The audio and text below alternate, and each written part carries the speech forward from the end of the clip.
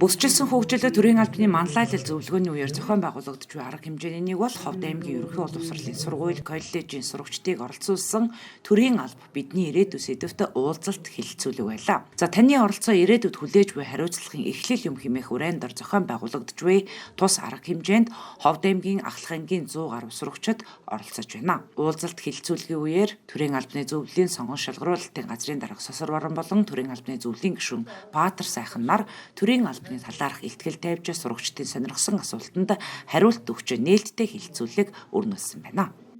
Төрийн албаны бидний ирээдүй болсон энэ одоо төгсөх 11 12 ангийн сурагчтай уулзаж тэдний нүдээр төрийн алба ямар харагдаж байгаа.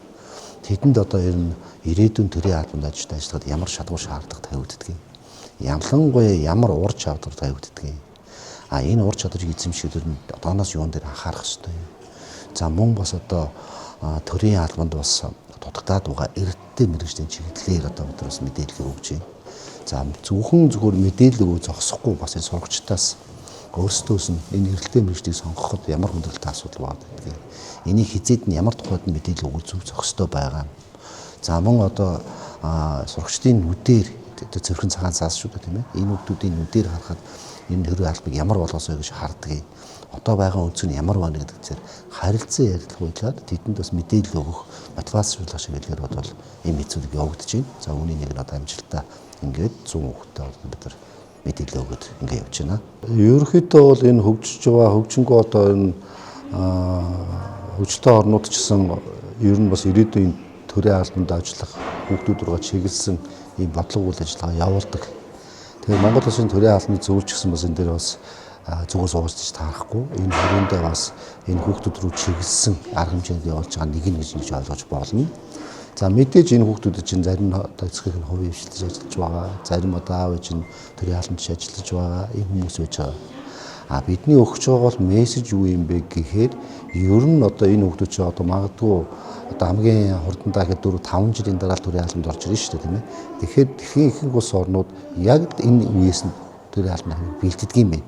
Зарим улс орнууд бүр одоо тухайн тусдаа бүр сургалтын хөтөлбөрт нь энэ төрийн албаны чиглэлээр хичээлүүд ордог, бэлтгэгддэг. Тэр нь зориулсан одоо тодорхой хичээлүүд ур чадвар юм ордог. Өнөөдөр дэлхийн нийтдээс мэдлэг гэхээсээ илүү ур чадвар хандлага чухал.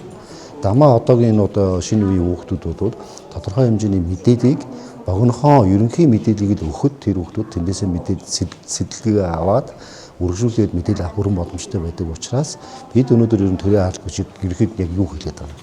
Энэ төрийн албач ер нь ямар зорилготой байгуулагдаж ажилладаг юм.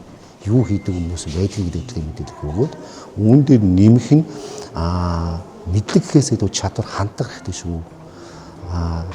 Чадвар гэдэг юмыг бас одоо юугаар хараад байдаг хүмүүс ихтэй сургуулиуд юм уу ажилд очисон өнөө чадвар эзэмшнэ гэж ойлгоод байдаг. Гэтэл чадвар гэдэг юм чи ерөөсөө одоо энэ хүмүүс сурж байгаа энэ орчин нөхцөлтөр өөрсдөөс нь чадвар бий байдаг. Гагцхүү тэр чадвараа яаж хөгжүүлэх юм, ямар үд ашиглах юм, яаж улам одоо илүү байх юм бэ гэдэг дээр бид нар тухайлах юм бол багаар ажиллах чадвар.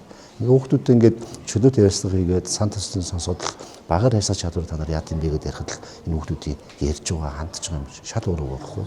За мөн одоо бас энэ ялангуяа энэ төрийн албад гэлтгүй ерөнхийдөө Монгол улсад эрэлттэй мэргэжлүүд байгаа. Инженерийн мэргэжлүүд, мэдээллийн технологийн мэргэжлүүд, за байгалийн салбарын мэргэжлүүдийн эрэлттэй мэргэжлүүд байж байна. Энэ чиглэлээрээ бас сонирхол татхаа бас хилцүүлэг өрнүүлээ явж байгаа.